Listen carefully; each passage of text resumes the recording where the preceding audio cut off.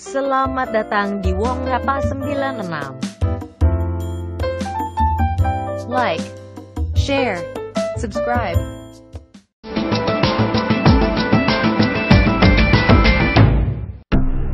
Gunung Srandil, perbukitan yang berada di kawasan pantai selatan yang masuk wilayah Kabupaten Cilacap, tersohor di kalangan pencinta spiritual.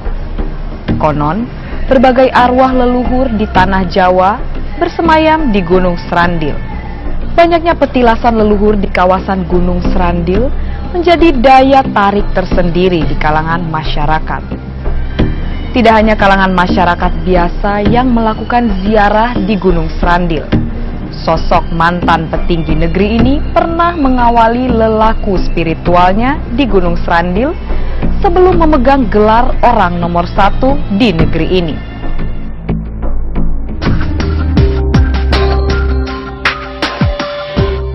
Kawasan wisata religi yang terletak di pesisir pantai selatan Kabupaten Cilacap ini bernama Gunung Srandil.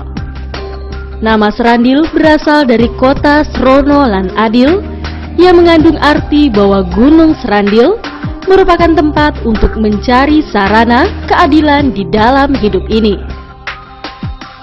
Sebagian masyarakat mensakralkan kawasan perbukitan ini karena di tempat ini merupakan tempat bersemayam roh-roh leluhur tanah Jawa. Beberapa petilasan leluhur yang tersebar di lingkungan Gunung Srandil seakan tak pernah sepi dari kehadiran peziarah. Bahkan, ada beberapa anggapan miring tentang Gunung Srandil yang selalu digunakan sebagai tempat mencari kekayaan secara instan. Belum dapat dibuktikan kebenarannya. Bahkan pada malam-malam tertentu, banyak pengunjung dari berbagai daerah melakukan ziarah di beberapa petilasan untuk membersihkan diri dan mencari ketenangan jiwa. Itu ada Eyang Agung Murahidin, Eyang Kuncisari Danasari, Nini Dewi Tunjung Sekarsari, Kaki Tunggul Sabdo Jatidoyo Hamengrogo, Eyang Juragan Dampuawang, Eyang Mayangkoro, Eyang Kumbang Ali, Syekh Maulana Abdul Qadir Jelani. Ya, kalau orang mengatakan bahwa itu mencari pesugihan itu hanya negatif, ya kan. Yang positifnya itu adalah kemari itu satu, mohon keselamatan. Selebihnya adalah mohon berkalan barokah dalam usaha maupun bekerja. Semoga lancar langgeng, tidak ada halangan suatu apapun. Eyang Agung Murahidin, salah satu dari sekian beberapa petilasan yang berada di lingkungan Srandil, menjadi tempat yang pertama dituju usai memasuki gerbang utama. Konon cerita Eyang Agung Murahidin merupakan seorang putra raja dari Sumeneb yang mendapatkan hukuman dari ayahnya untuk melakukan tapa selama 300 alif. Usai melakukan pertapaannya, Eyang Agung Murahidin menghilang tanpa ada yang mengetahui di mana keberadaannya. Bahkan, sebagian masyarakat percaya bahwa sosok Eyang Agung Murahidin masih hidup. Jadi dalam ceritanya Eyang Agung Murahidin itu adalah dari putra Raja Sumeneb. Ya, dari Raja Sumeneb. Dia karena berebut sesuatu tata. Nah, karena dia mendapatkan suatu hukuman, dia harus menjalankan tapa 300 alif. Ya, kalau dikatakan dia meninggal, kata orang-orang yang dulu-dulu itu katanya ini belum meninggal, cuma dia tidak diketahui jasadnya di mana dan rohnya raganya itu ada di mana gitu. Sampai sekarang ini orang bilang katanya Syekh Maulana Eyang Agung Murahidin ini masih hidup katanya, karena dia menebus dosanya gitu. Begitu terkenalnya Gunung Srandil membuat sejumlah orang dari berbagai daerah mendatangi petilasan ini. Bahkan dahulu sebelum kawasan Srandil ramai dikunjungi, pernah ada sekelumit cerita menarik. Presiden Indonesia yang kedua pernah melakukan ziarah ke makam Eyang Agung Murahidin. Kala itu masih berpangkat kolonel dan mendatangi Gunung Srandil yang kala itu sedang menyamar. Ya kalau dulu, zaman dulu itu kan beliau Pak Harto sebelum menjabat presiden, dia berpangkat masih Kolonel Soeharto, itu pernah hijrah ke Gunung Serandil, yaitu tirakat di Eyang Agung Murahidin. Setelah mendapatkan sesuatu bisikan, terus disuruh mandi di sumur Kawak Nini Ragil Kuning yang di 1610 itu. Setelah dari situ, karena saksi hidup itu adalah orang tua saya, sempat ditanya, terus dia mau kemana, dari mana, dia jawab pangkatnya Kolonel Soeharto, itu bakal jadi Bapak Eng Negoro gitu. Dan setelah itu dia jalan ke timur, memang dia melanglang buana, jalan kaki, dia hanya menyamar. Waktu itu dia pakai caping, terus pakai celana 3/4, baju 3/4. Waktu itu tahun 65-an kurang lebih waktu itu. Nah waktu itu terus ditanya, katanya mau menuju ke Gua Langsi, terus ke Gua Parangkusumo, Parangtritis. Setelah dari Parangtritis itu menuju ke Karangdadap. Ya itu yang dengan permohonan itu tadi, bahwa dia akan menjadi Bapak Eng Negoro, bahwa dia permohonannya akan memimpin negara ini ke depannya.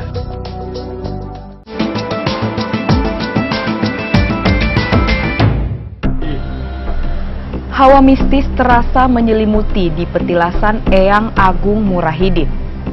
Aroma dupa dan kondisi bangunan petilasan yang dihimpit tebing seakan membawa tim mitos urban untuk menyusuri setiap sudut bekas petilasan Eyang Agung Murahidin. Beberapa makam yang ada di Gunung Serandil seakan menguak rasa ingin tahu tim mitos urban untuk menyisir sekeliling petilasan Eyang Agung Murahidin. Kita lagi ada di Gunung Serandil nih Mas. Gunung Serandil Cilacap ya. Cilacap ya. Ini cukup terkenal banget, terutama untuk kalau bahasa Jawa sih ngalah berkah ya sebenarnya. Nah, ini kita mau masuk ke makam yang pertama. Cuma ini saya ngerasa emang agak ada goyang-goyang sendiri segala macam ya Mas ya. Kalau Mas Yogi gimana nih? Memang begini ya Mas. Tadi ketika kita pas masuk pintu gerbang, memang sebenarnya kita di situ memang sudah banyak orang-orang atau penghuni yang ada di sini, yang sifatnya makhluk astral ya. Dan energi di sini yang saya rasakan bercampur antara positif dan negatif, bercampur. Jadi kita juga sulit untuk membedakan nih, karena jarak yang baik dan yang buruk itu jaraknya sangat dekat. Tadi sepintas juga ada seperti yang ngasih tahu ke saya dengan kalimat seperti itu, hati-hati. Ya. Kalau saya ngeliat di sini ada apa nih Mas? Saya sih ngerasa kayak ada sosok tapi laki ya, tapi bukan gendruwo gitu ya. Bukan, sosok di sini memang kebanyakan kalau yang saya lihat, kalau di area sini sudah manusia dia. Dan kayak seperti ya orang-orang karuhun zaman dulu lah ya Mas ya, bukan di zaman sekarang. Memang kalau yang saya rasakan di sini emang nih kayak semacam orang-orang punggawah kayak apa sih Mas ya? Saya juga nggak ngerti, kalau di sini mereka menggunakan baju adat yang nggak saya tahu itu apa. Oh gitu. Oke Mas, kita coba ke makam Mbah Agung. Mas, ini makamnya, cuma ini kalau dilihat dari letaknya kayak di bawah. Ini sebenarnya kalau menurut saya ini lereng nih, dia di bawah gunung ini. Pas banget emang tuh.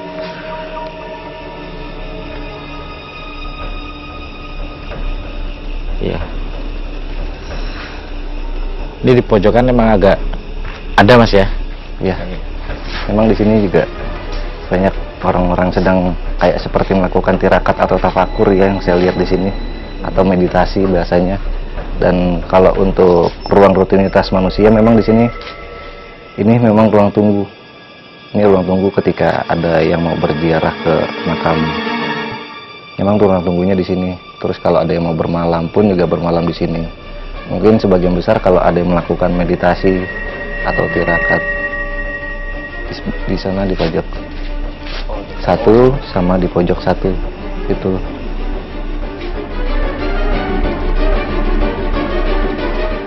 Ini ruang untuk semedi atau tempat untuk mereka berdiam diri lah.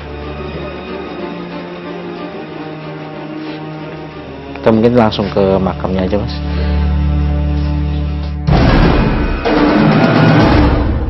Makamnya namanya Mbah Agung Murahidin ternyata. Yang lebih Iya, yang ya. Yang Agung Murahidin.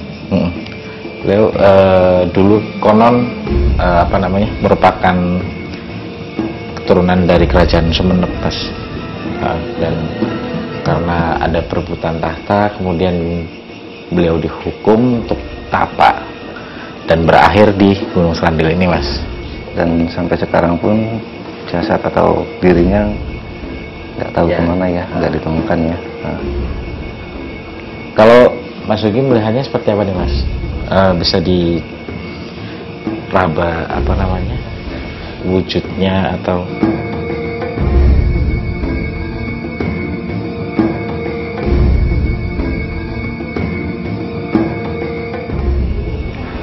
kalau energi di sini memang sangat-sangat positif yang saya rasakan. Energi di sini dan sosok yang sedang kita bicarakan memang beliau ada. Sosoknya beliau ada. Dia posisi bersila dengan berpakaian putih, kayak semacam kayak gamis panjang. Memang Syekh ya sih yang kalau saya lihat. Cuman beliau ini ya Mas, beliau sedih. Beliau sangat sedih karena tempat ini mungkin ya banyak orang yang menyalahgunakan tempat berdoa. Mungkin ya sebagian orang yang meyakini itu tempat berdoa selain meminta kepada Sang Pencipta. Mungkin ada juga ya, ada sebagian yang punya niat seperti itu. Entah apa yang mereka niatkan kita nggak tahu. Yang jelas beliau sedih. Beliau di sini sedang sedih. Posisinya dia itu duduk bersila, kepalanya nunduk dan meneteskan air mata, menandakan kalau ya itulah. Dan kalau yang saya rasakan ini memang ini kalau menurut saya bukan tempat mencari segala sesuatu selain Allah ya, atau Sang Pencipta. Ini hanya sebatas tempat untuk berdiam diri, untuk membersihkan diri lagi biar lebih ini lagi, sehingga memperoleh keselamatan dan mendapatkan ridho atau keberkahan dari Sang Pencipta atau Allah. Segini karena hawanya juga sangat terasa ya. Mungkin nanti kita coba isolasi di sini sama di ujung situ ya. Di sebelah sana. Sebelah sana ya. Kamera nanti kita coba menghadapkan ke yang tadi ada media-media. Oke, mari Mas.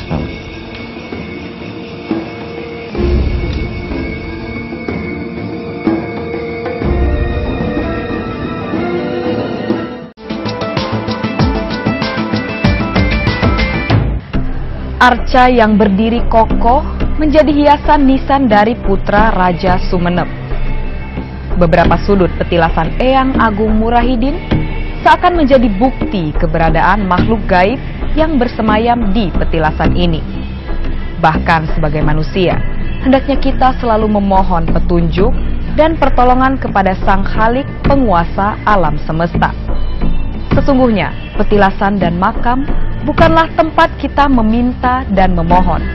Petilasan hanyalah saksi bisu dari penggalan sejarah yang harus kita jaga dan lestarikan. Sementara itu, ritual janganlah dijadikan sebuah lelaku untuk pemujaan dan permohonan pada makhluk gaib. Ritual hanyalah bagian dari budaya luhur yang perlu dijaga agar tetap lestari.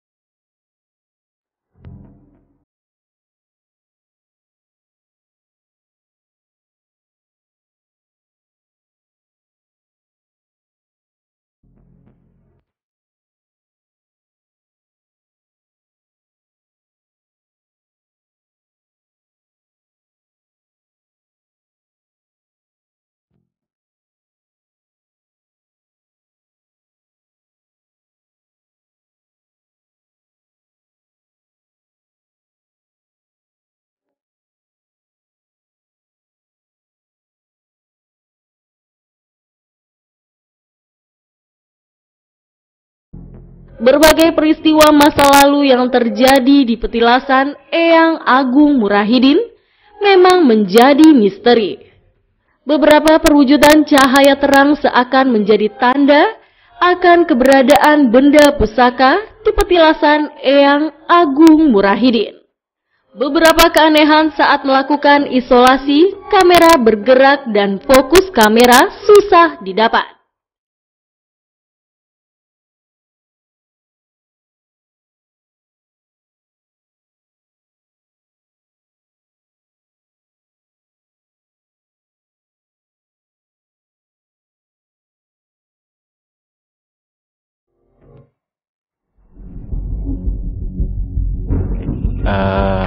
Pak Suki, apa nih yang bisa kita petik dari Serandil ini, Mas? Ya, hikmah yang bisa kita ambil dari Serandil ini, memang ini sama, kalau saya bilang memang bangunan bersejarah atau tempat-tempat petilasan orang-orang yang melakukan tirakat di zaman dulu, memang tempatnya di sini. Dan untuk berbicara masalah manfaat atau fadilah yang disebut, ini adalah salah satu tempat yang disebut pesugihan. Saya kembalikan lagi, bagi yang melihat tayangan ini, itu semua tergantung keyakinan diri kita masing-masing. Kalau mempercayai ya silakan, kalau nggak mempercayai ya.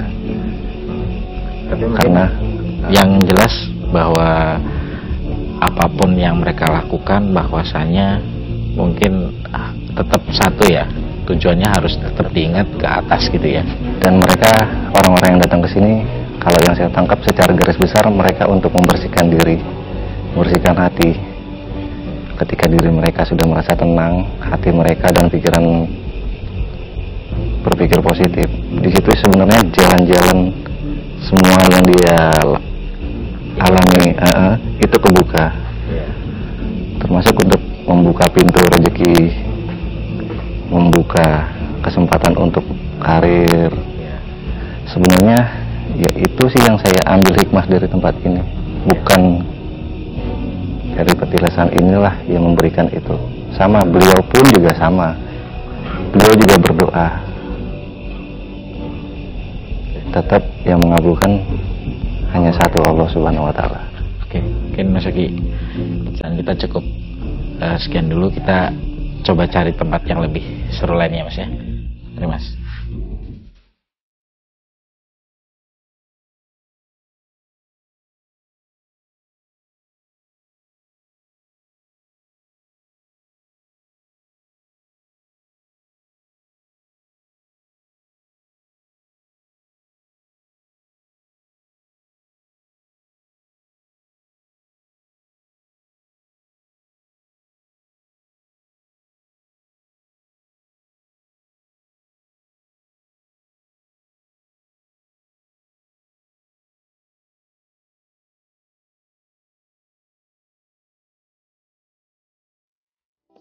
Terima kasih telah menonton. Like, share, subscribe.